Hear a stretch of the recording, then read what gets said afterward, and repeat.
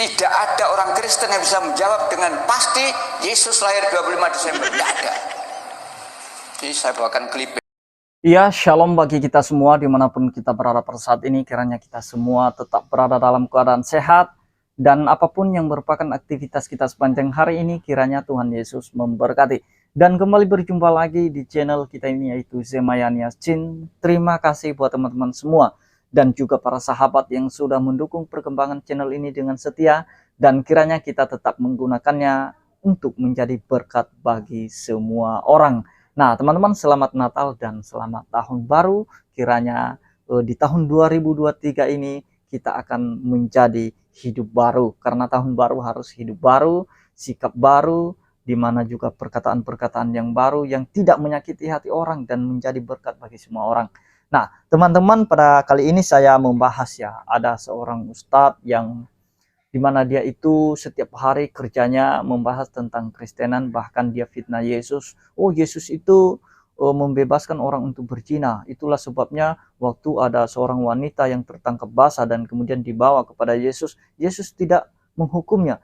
Artinya Yesus membebaskan untuk berzina.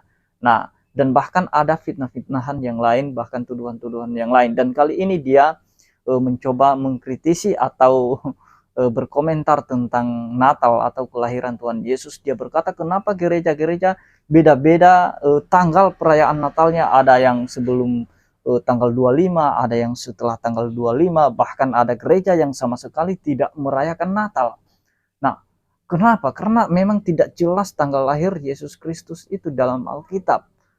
Dan itu hanya karangan katanya. Nah teman-teman, sebelumnya mari kita simak videonya yang berikut ini. Bapak Ibu mau disesatkan? Tentu tidak mau. Yang kedua, mereka hanya mengikuti persangkaan belaka. Tidak ada dalil. Tidak ada dalil. Yang ketiga, dan mereka berdusta.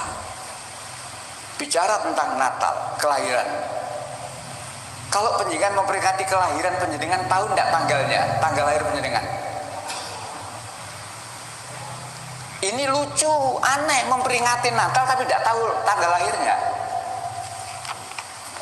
Lupa 25 Desember jere sopo.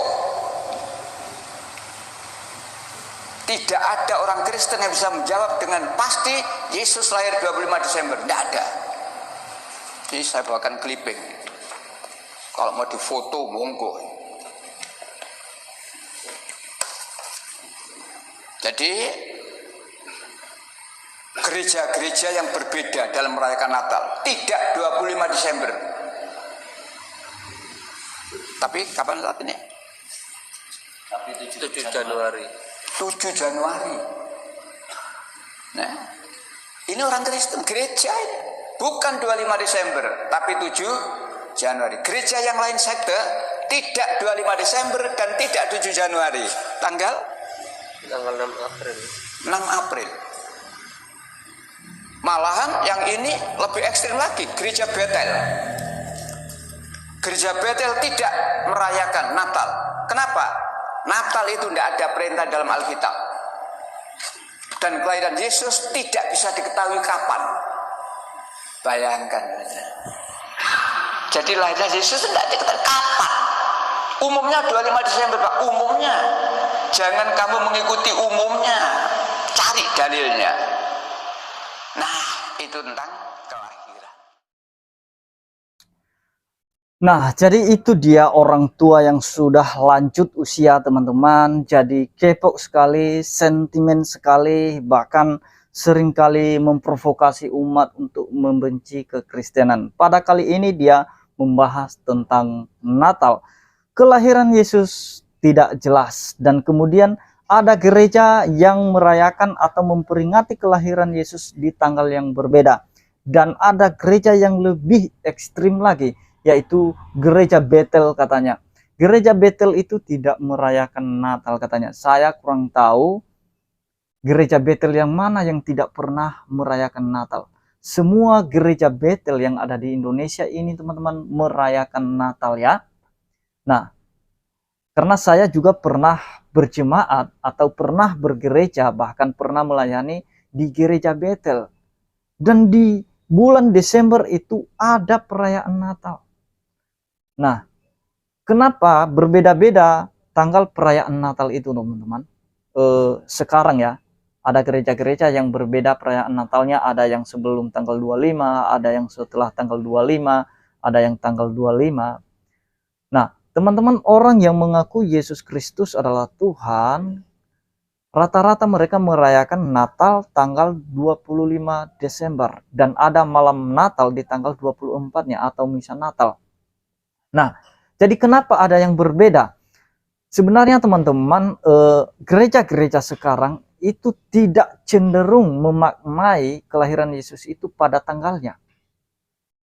Ingat, bukan pada tanggalnya.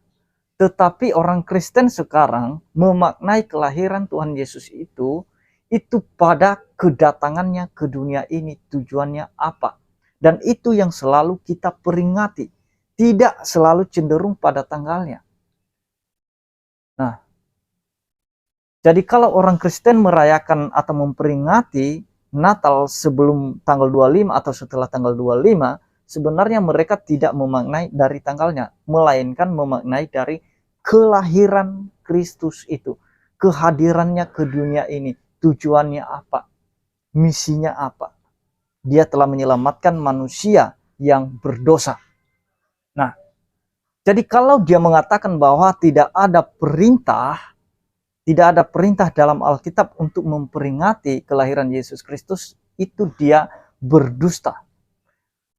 Nah, jadi kalau orang Kristen memperingati kelahiran Yesus Kristus, itu artinya tidak melupakan. Karena mengingat lawan katanya adalah melupakan. Kalau kita memperingati, artinya kita tidak melupakan.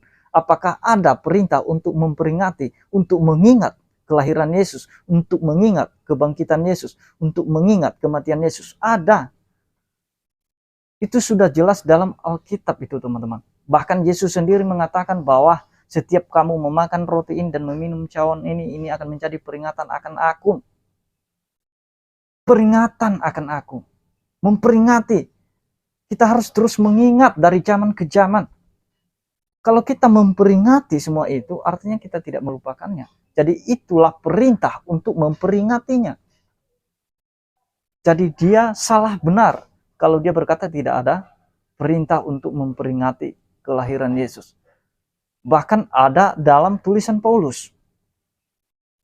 Paulus berkata, ingat bahwa Yesus yang telah mati dan bangkit, bahkan yang telah lahir. Paulus mengatakan di dalam suratnya kepada Timotius, ingat. Jadi kalau kita diperintahkan untuk ingat, artinya kita tidak melupakan. Itu artinya kita tidak pernah melupakan apa yang dikerjakan oleh Yesus Kristus. Kebangkitannya, kematiannya, kelahirannya, kita harus memperingatinya. Nah, jadi itulah sebabnya orang Kristen memperingati baik itu kelahirannya, baik itu kematiannya, dan baik itu kebangkitannya. Karena Yesus mengatakan, ini akan menjadi peringatan akan aku. Dan juga Paulus meneruskan hal itu kepada jemaat-jemaat yang dilayani oleh Timotius, anak rohaninya. Ingat kebangkitan, kematian, dan kelahiran Yesus Kristus. Nah, itulah sampai sekarang memperingatinya. Orang Kristen memperingatinya. Jadi nggak mesti harus secara eksplisit, kamu harus merayakan Natal. Kamu harus merayakan kelahiran Yesus Kristus. Nggak seperti itu kata-katanya, nggak mesti seperti itu. Kita bisa punya pikiran untuk memahami apa yang disampaikan oleh Yesus. Menjadi peringatan akan aku. Dan juga Paulus, ingatlah kebangkitan kelahirannya. Nah, artinya kalau orang Kristen memperingatinya, itu artinya tidak melupakan kelahiran, kematian, dan kebangkitan Yesus Kristus. Bahkan kenaikannya ke surga. Nah, teman-teman, kembali kepada tanggal. Nah, tidak jelas tanggal kelahiran Yesus Kristus itu dalam Alkitab.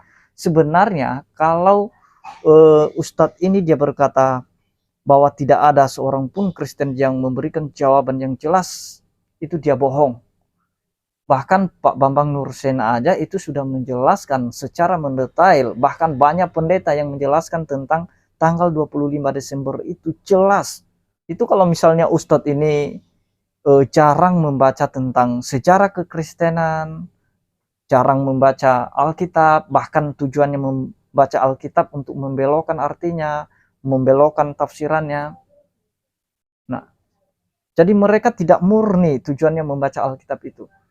Nah, kalau misalnya Ustadz ini membaca atau menonton video Dr. Bambang Nursena, bahkan juga mungkin dia nonton artikel-artikel tentang tanggal 25 Desember itu, dapat itu sudah dijelaskan oleh banyak pendeta. Bahkan di artikel-artikel Kristen itu sudah banyak penjelasan tentang tanggal 25. Oh, ada yang berkata tidak mungkin di bulan Desember karena musim salju. Nah, itu karena kekurangan bahan, teman-teman ya, kekurangan berita, informasi yang dia dapat.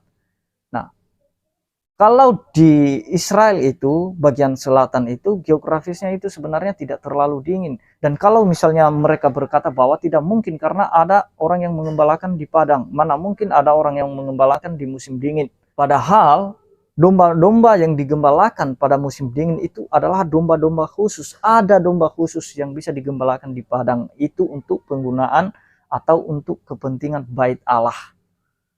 Nah, kalau domba-domba yang biasa itu tidak bisa digembalakan di musim dingin, kecuali domba-domba yang dikhususkan untuk kepentingan bait Allah. Ada domba khusus.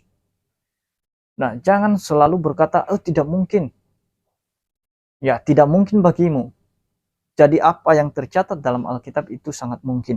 Nah, teman-teman, bagaimana kita bisa mengidentifikasi tentang kelahiran Yesus Kristus? Kita bisa identifikasi sebenarnya dari cerita Alkitab saja. Dari mulai lahirnya Yohanes, bahkan mulai Elizabeth mengandung, bisa kita identifikasi di situ. Nah, teman-teman, dikatakan dalam Injil Lukas bahwa Elizabeth mengandung beberapa saat setelah masa pelayanan Zakharia. Lihat nanti di Lukas 1 ayat 24. Maka konsepsi Yohanes Pembaptis dapat terjadi sekitar September, sehingga perhitungan 40 minggu setelahnya menempatkan kelahiran Yohanes Pembaptis di akhir Juni, meneguhkan perayaan Gereja Katolik tentang kelahiran Santo Yohanes Pembaptis tanggal 24 Juni.